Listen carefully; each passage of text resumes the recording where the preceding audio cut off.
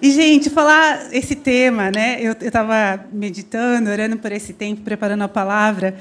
É tão desafiador, porque nós, mulheres, nós somos maravilhosas, amém? O Senhor nos fez lindas, a imagem dele. Mas, gente, nós somos estranhas demais também, ao mesmo tempo, né?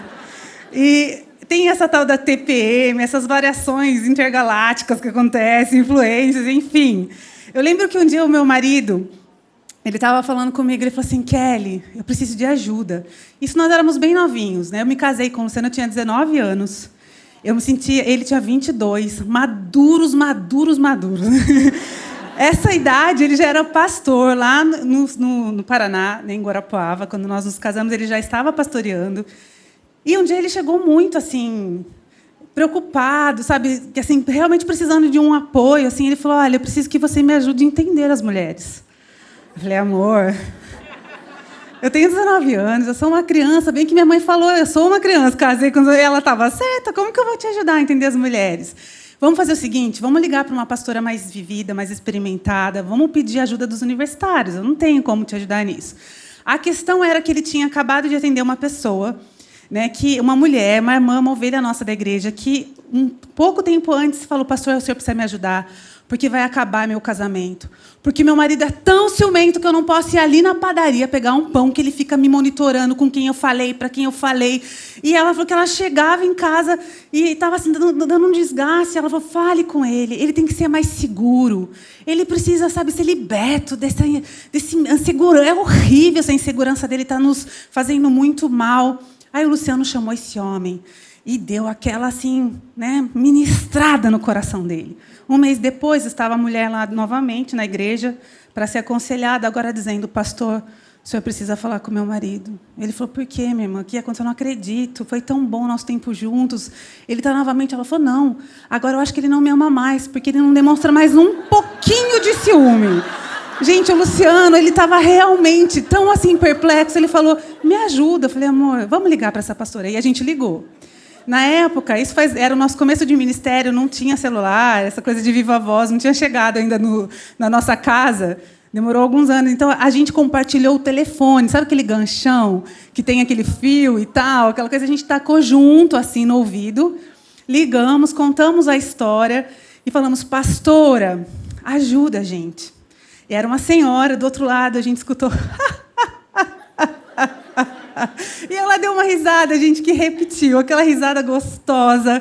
E voltava, e a gente muito ansioso pela resposta, pela ministração, por essa chave de ouro, né? Nos ensina, né, como a gente entende as mulheres. Ela disse assim, pastor Luciano Subirá.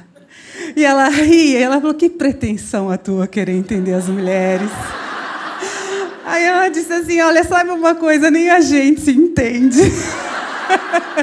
Aí ela falou assim, olha, a gente vai contando com o Espírito Santo, mas a gente, assim, eu lembro que a gente riu tanto.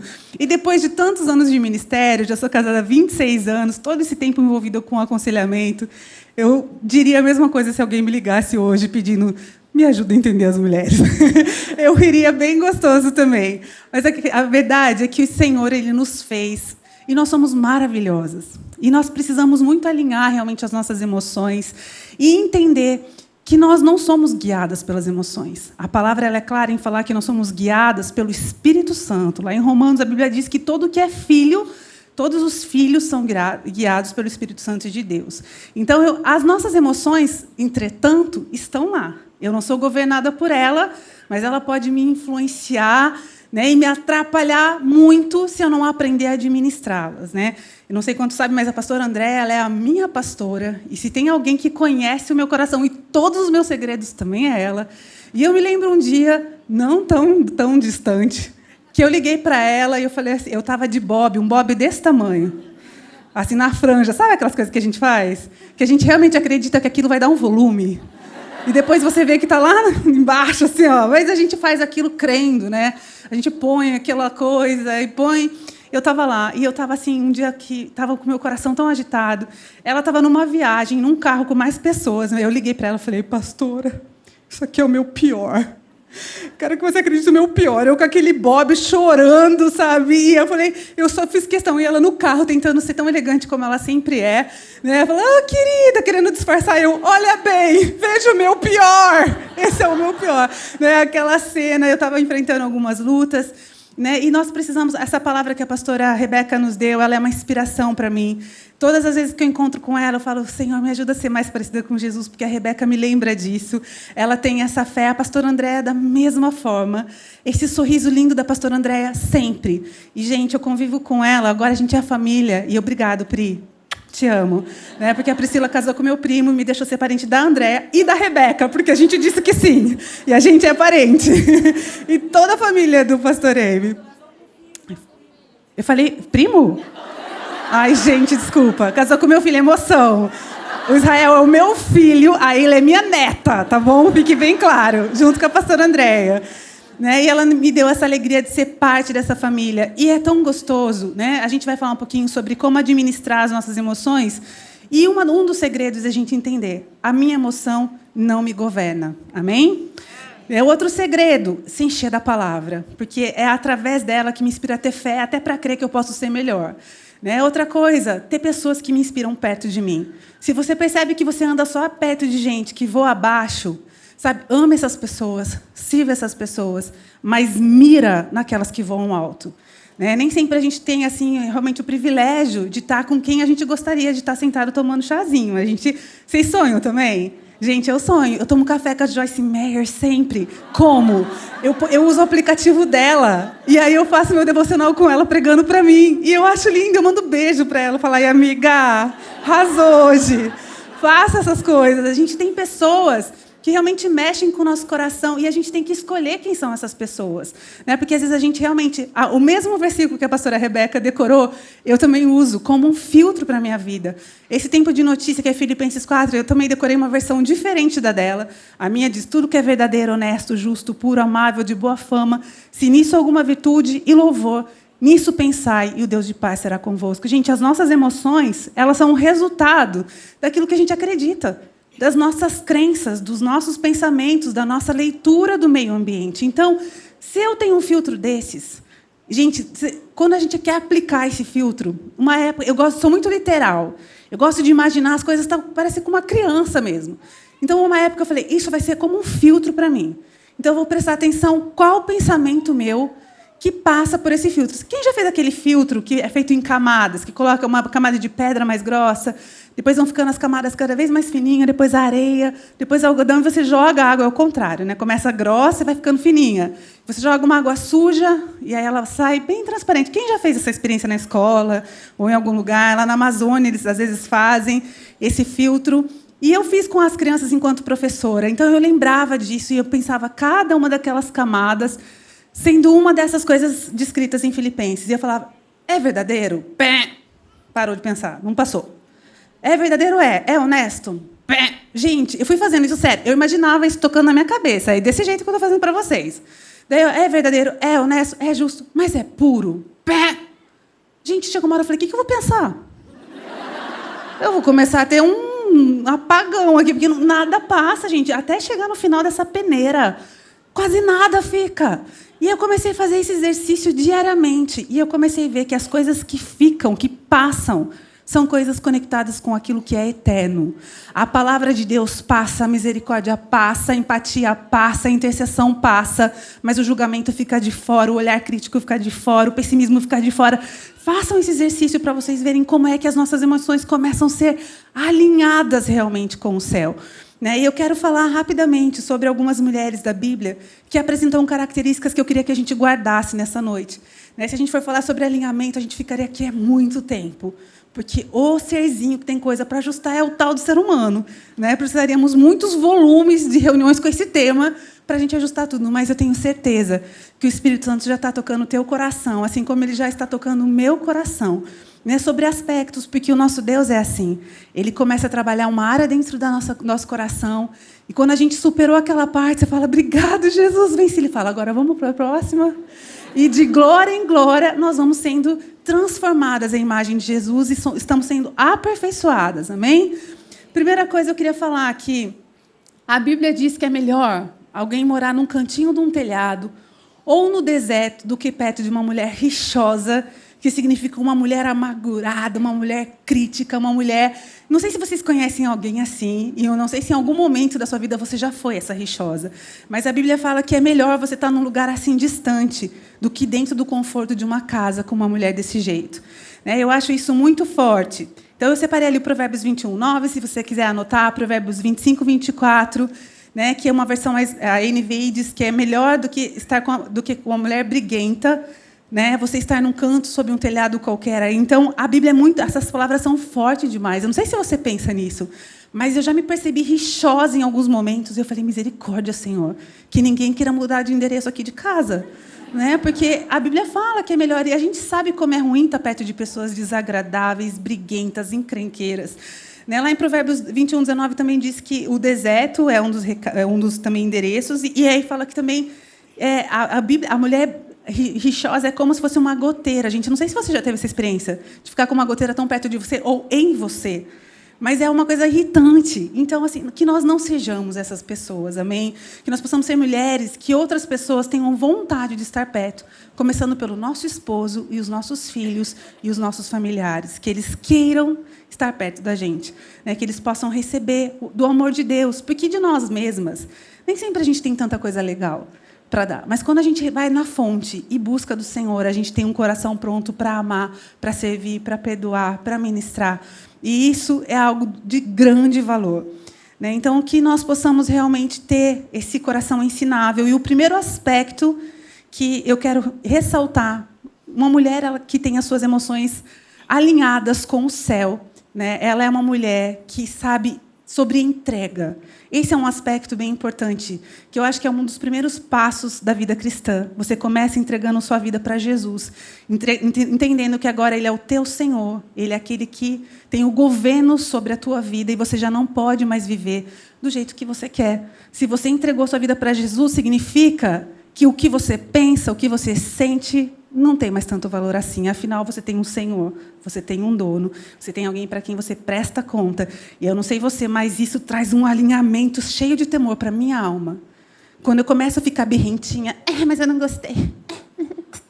A gente é uma canseira, né? É uma canseira. Até eu me canso comigo mesma, às vezes. Quando começa a ficar, eu falo, mas eu não vivo para mim mesma. Eu vivo para a glória de Deus. Eu existo com um propósito. Eu não estou aqui só por mim mesma. Não é o que eu sinto, não é o que eu penso, não é o que eu acho. É o que Ele pensa, é o que Ele sente, é o que Ele fala, é o que Ele pede, é o que Ele estabeleceu. Hoje nós estamos vivendo uma geração onde as pessoas estão cheias do eu. Eu acho, eu penso, o que você fala, o que você sente. Gente, nós precisamos nos alinhar com o céu. Esse é o segredo de uma vida bem-sucedida, de uma vida feliz. É o que o Senhor pensa que nos importa, amém?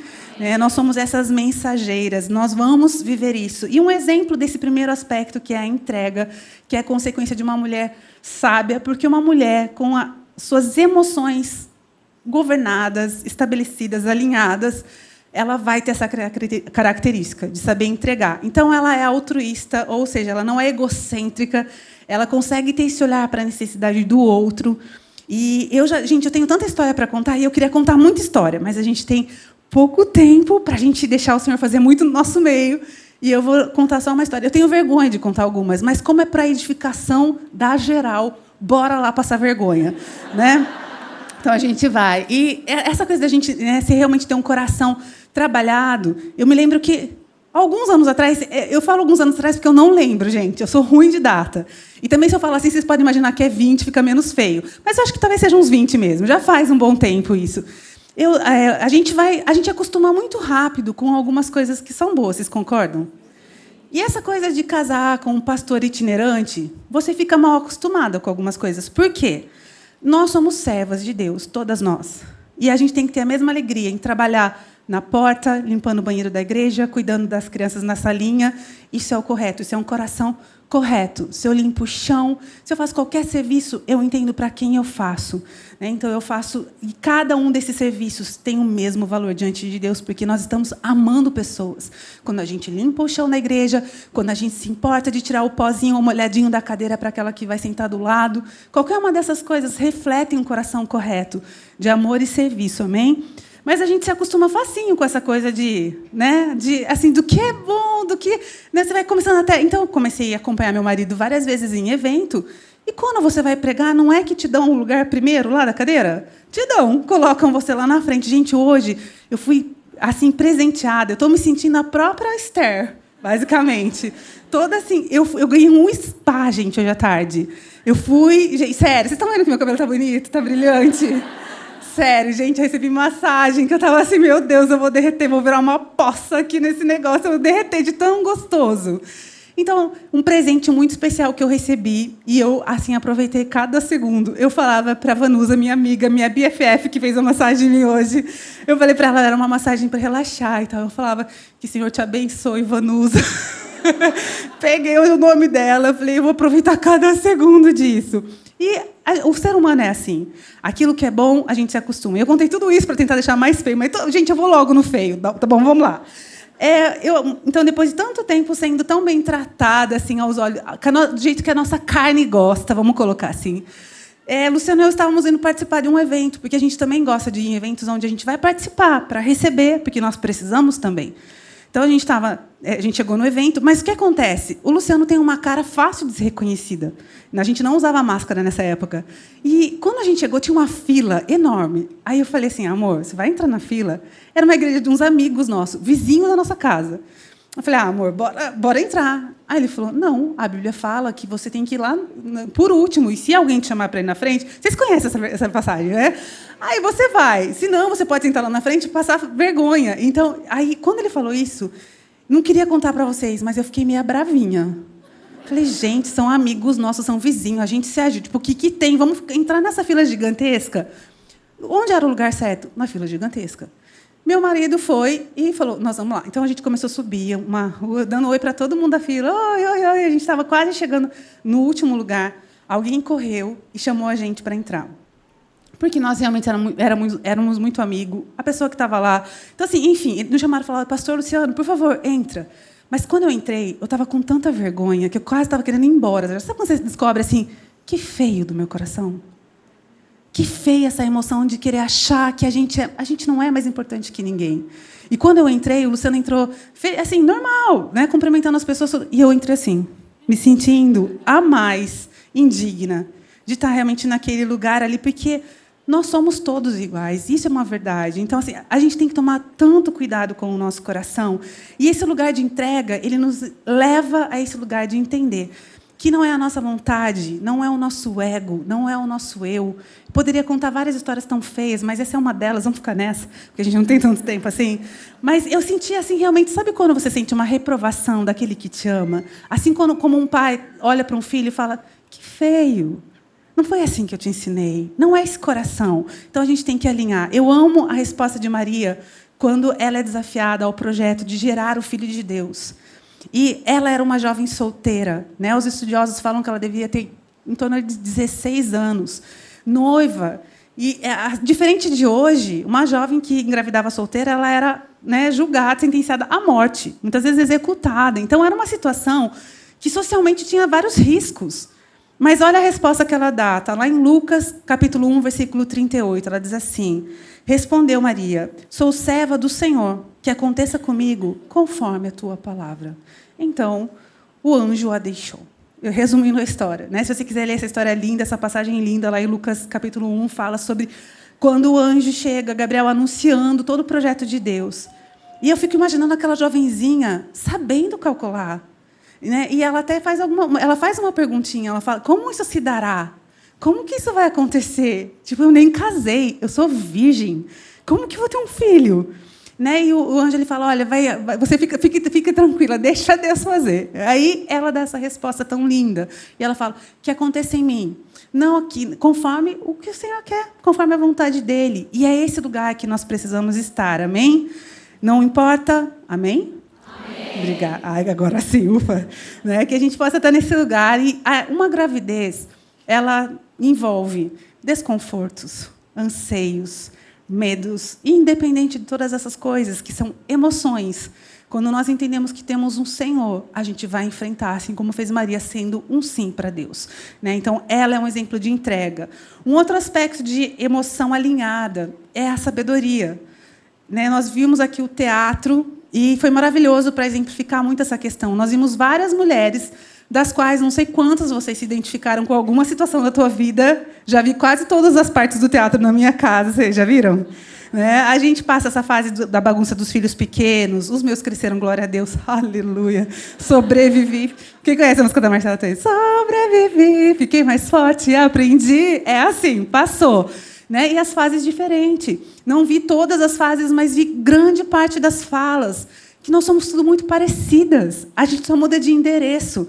Né? Mas uma mulher que ela adquire sabedoria, ela não foi assim, tipo, escolhida lá do céu. Tipo, deixa eu ver aqui.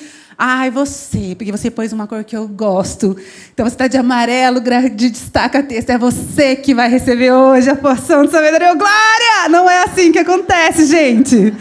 Sabe, a sabedoria, a Bíblia fala que aquele que quer sabedoria, você pode pedir ao Senhor, e Ele dá liberalmente. Então, como aprendemos com a pastora Rebeca, é um fruto de oração. Você vai colocar as necessidades. Senhor, eu preciso de sabedoria. E a Bíblia nos promete, nos assegura que o Senhor vai nos dar porções de sabedoria.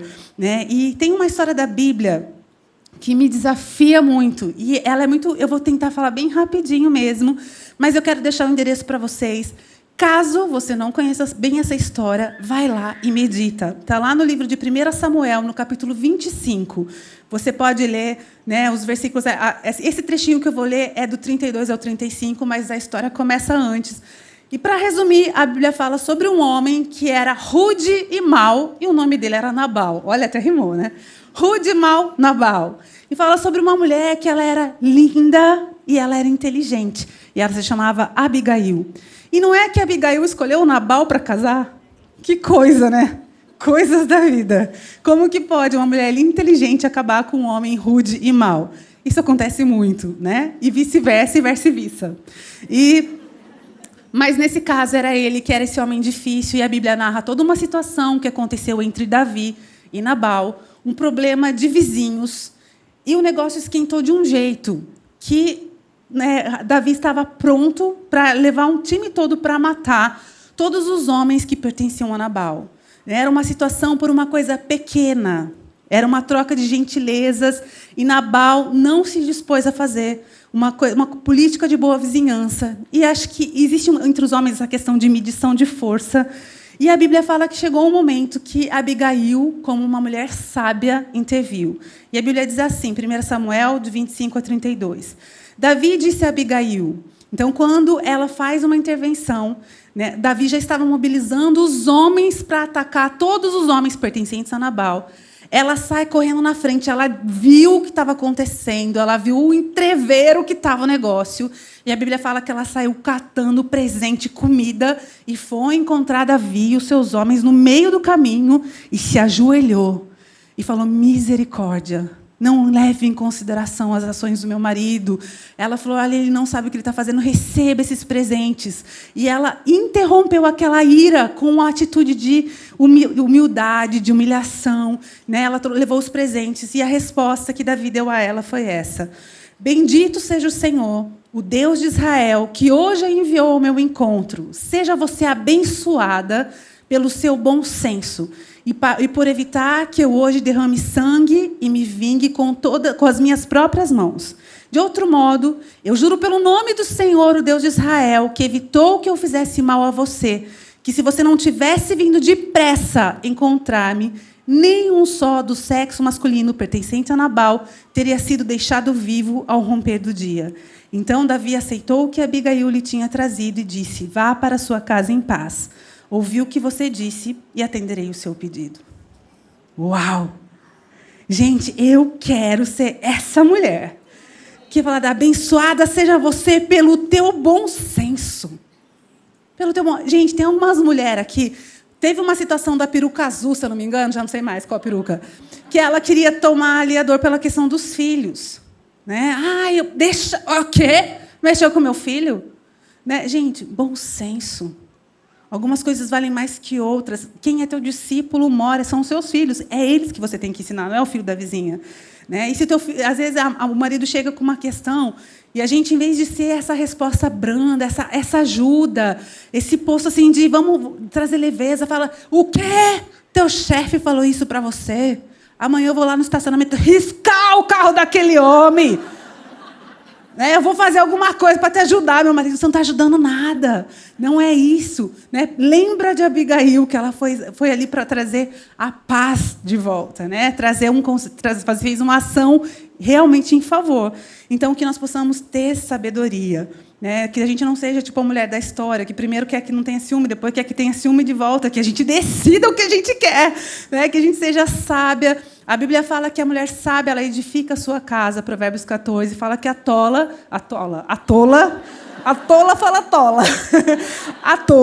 a destrói com as suas próprias mãos. E é tão interessante que, no original, essa palavra edifica, não é que constrói uma vez. Essa expressão no original, edifica, significa constrói, reconstrói, reforma, repara, e é como que um verbo contínuo de construção. O dia que eu vi isso, eu fiquei, uau! Não é uma vez só, gente. Não é fez uma vez. Hoje eu acertei. Sorri, fui bonitinho, uma belezinha de esposa, passei. Não. É um dia sim, outro também. Um dia sim, outro também. Um dia sim e por toda uma vida. Né? Para a glória de Deus. E tudo aquilo que a gente faz, aquilo que me motiva é saber que Deus tudo vê. Tudo vê.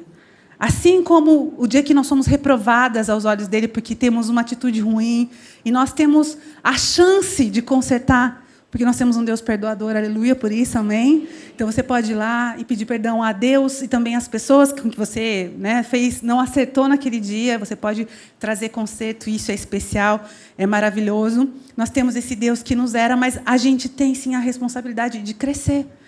Às vezes a gente culpa pai, culpa mãe, culpa isso, culpa aquilo, mas a verdade é que Deus nos dá cada dia a chance de ser um pouquinho melhor do que a gente foi ontem. E nós temos como isso a fonte da palavra que nos ensina, pessoas que nos inspiram, tantos materiais para nos ajudar. Vencemos áreas diferentes, que a gente tenha realmente essa busca por sabedoria, que a gente possa ser essa fonte de construção, reparo, e o que a palavra nos chama mesmo, que a gente ajude a nossa família toda a crescer, para a glória de Deus, amém? Que nós possamos ser lares fortes. Um terceiro aspecto e último que eu quero falar nessa noite. Eu estou falando muito rápido? Eu quero falar. Se eu estiver correndo, vocês fazem. Aí eu paro, eu diminuo. Eu disparo às vezes e vou. Mas um outro aspecto de uma mulher que é temente a Deus, que tem as suas emoções trabalhadas por Deus, é a questão da coragem. E eu e a pastora Rebeca falamos quase a mesma coisa, porque a gente até conversou rapidinho hoje, mas eu falei, pastora, vai, que eu também quero ouvir sobre isso. Porque, às vezes, a gente tem medo de planos grandes, medo de grandes mudanças, medo de fases novas. E eu amo a história de Débora. É uma das histórias que mais mexe comigo, porque ela viveu num tempo muito diferente da gente. Hoje, a gente já não assusta mais. Eu lembro quando eu comecei a ver as primeiras mulheres trabalhando em posto de gasolina. Alguém como eu, assim, nessa fase, que começou a ver isso quando foi novo. Quem viu isso como novidade também? Tem umas que não, eu sei. Obrigado, amigas, quarentinhas e mais. Amo vocês, estamos juntos, yes. Né? Porque as novinhas, para elas, é normal. Mas eu sou uma geração já ali do meio do caminho, que a gente não tinha mulheres trabalhando nesses lugares. A gente tem visto uma evolução e assim uma revolução que nem sempre é fácil calcular todos os ganhos disso e os prejuízos disso. Mas a verdade é que desafios novos e lugares novos, eles requerem coragem. E nos dias de Débora, a Bíblia fala que ela era uma juíza. Ela estava ocupando um lugar muito diferentão para a posição das mulheres no tempo dela. Ela estava num lugar, sentando e ocupando uma cadeira que era de... Essa mulher deveria ser assim um poço de sabedoria. E a Bíblia fala como ela realmente tinha uma postura mais... Você pode imaginar, sabe aquela mulher mais sábia que você conhece? Aquela mulher que te inspira, de perto ou de longe? Essa era a Débora, certamente, porque a Bíblia fala que as pessoas subiam para estar no lugar. Elas faziam um esforço para chegar até o escritório dela, que era debaixo de uma palmeira, e ali ela julgava as situações, né? E as pessoas traziam as suas causas diante dela. Então, num momento muito diferente. E eu acho lindo a história que está lá no capítulo de Juízes, no momento em que ela leva um recado para o chefe do exército, que era do povo de Deus, e ela fala, olha, Deus está mandando, você organiza aí os homens e bora batalhar. É agora, vamos, chama, levanta, e a gente tem que ir, a gente tem que atacar o exército inimigo, é agora. E o chefe, né, do exército inimigo, ele fala, olha, se você está falando, né, você que era Baraque, esse homem, ele fala, então você vai junto? E, gente, se ela já era diferentona de estar sentada no lugar de juíza, a mulher não ia para a guerra. Ela não ocupava esse lugar de estar na linha de frente. E ela fala, eu vou. Só que você vai ter uma consequência disso. Eu tenho certeza do que Deus está falando, então eu me disponho a ir na linha de frente. Mas você vai ser humilhado, porque a vitória, quem vai matar o chefe do inimigo, do exército inimigo, vai ser uma mulher. Você vai ter essa humilhação. Porque, gente, no currículo de um chefe de exército, ter a mulher, uma mulher qualquer, matando quem os homens deveriam estar fazendo, é algo que até hoje acho que mexeria com os brios de qualquer homem, de qualquer chefe de exército. A gente não vive assim realidades são tão diferentes na questão dos egos e dos sensos ali. Mas a Bíblia narra que essa mulher vai à linha de frente. E, gente, eu já assisti tantas vezes na minha cabeça essa cena.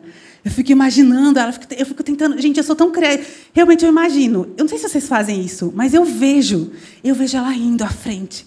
E eu vejo os homens tudo assim, meu Deus, o que vai dar isso? O que essa mulher está fazendo aqui? Alguns meio perdidos. E eu fico imaginando ela bem tranquilona lá. Aí, de frente. Eu imagino ela assim, plena.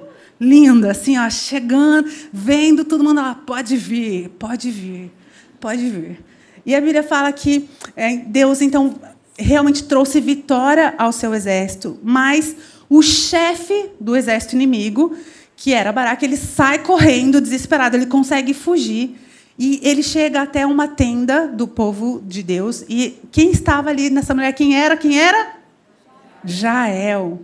Que faz ali, gente, a força da mulher. Ela usa o que ela tinha naquela batalha.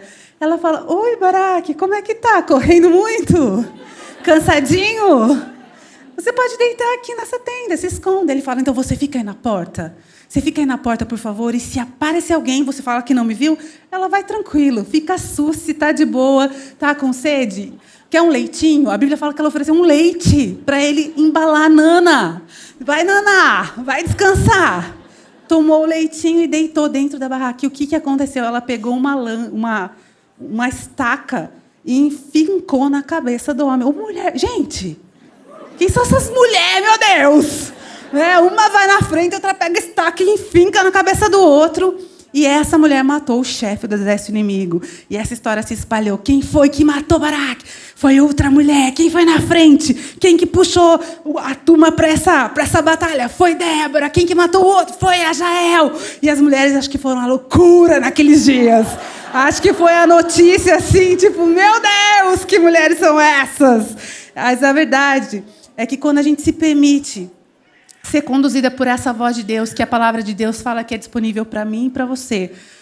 Quando nós somos guiadas por esse Deus, é esse tipo de ação que a gente tem, sabe? Para avançar, para enfrentar os inimigos de frente, seja medo, aquilo que quer te paralisar, aquilo que quer te trazer derrota, você dá a cara a tapa, porque você sabe que você não está sozinha, que você tem um Deus que luta, né, junto com você, luta por você. A Bíblia fala que essa vitória foi dada por Deus ao seu povo. Deus derrotou os inimigos através daqueles soldados. Então, não sei quais são os inimigos que você está lutando hoje. Talvez você entrou aqui com o teu coração apertado. E o que eu acho lindo, e fico imaginando, são os olhos de Deus vendo assim, todas nós aqui. E eu olho para vocês, eu vejo uma loira, uma morena, uma ruiva, uma de cabelo enrolado, todas bonitas, a maioria sem máscara. Glória! Aleluia! Gente, eu fiz uma make que hoje estranhei, porque eu só estava usando produto de olho. Aí eu falei, gente, será que eu trouxe batom? Tipo, ele trouxe, ufa! Nossa, tem produto pro resto do rosto também. Que bênção!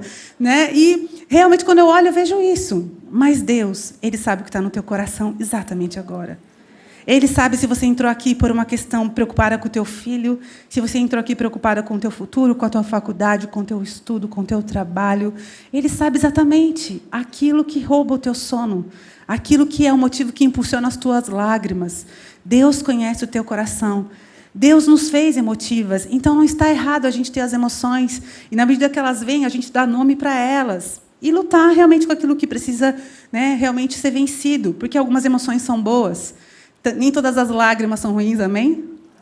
Quando o Senhor nos traz quebrantamento, quando o Senhor quer realmente nos quebrar, que a gente chore mesmo, que a gente seja moída. Tem emoção que é para a glória de Deus, amém? Não é toda emoção que é ruim, mas emoções ruins que precisam ser vencidas. a gente vai vencer, né, permitindo que o Senhor venha ao nosso encontro.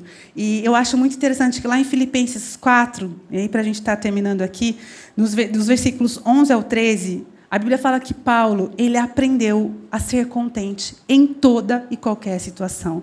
Ou seja, aprender o contentamento, aprender o equilíbrio das emoções, aprender a superar os perrengues da vida. É uma questão de aprendizado. Como eu aprendo? Na presença de Deus, com a palavra, com pessoas que já passaram na minha frente. Vários momentos da minha vida, várias etapas da minha vida, quando eu e o Luciano, a gente às vezes se percebia, tipo, para onde a gente corre? A gente procurava pessoas que já tinham passado por aquela fase e falava, como é que vocês fizeram? Para onde a gente corre? Como a gente lida com isso? Né? E nós somos tão abençoados por tantas pessoas, né, que estavam perto da gente, que nos ensinaram a lutar alguns tipos, né, de situação. Hoje eu estava conversando com a Simone, né, que hoje me levou para cá, para lá, obrigada, Simone, e a gente estava encontrando algumas questões parecidas de vida, né? E a gente estava ali falando, parecia duas matracas tricas, sabe? Eu falei, nossa, a gente está numa fase de vida tão parecida. E como a gente aprende nessas trocas? Então, que nós possamos praticar essas coisas, para que nós possamos, né, vencer. Para terminar, eu quero ler Salmo 27:1, que diz assim, o Senhor é a minha luz e a minha salvação. De quem eu terei temor? O Senhor é o meu forte refúgio. De quem eu terei medo? Falando sobre coragem, nós não precisamos ter medo de nada. Nós temos um Deus que luta por nós, amém? E que nós possamos ser assim como Paulo, que nós possamos aprender a ter contentamento em toda e qualquer situação. E sabe o que significa toda e qualquer situação aqui que a Bíblia está dizendo? Significa toda e qualquer situação. Eu posso aprender o contentamento na falta, eu posso aprender o contentamento na dor, eu posso aprender o contentamento no luto, eu posso aprender em toda e qualquer situação.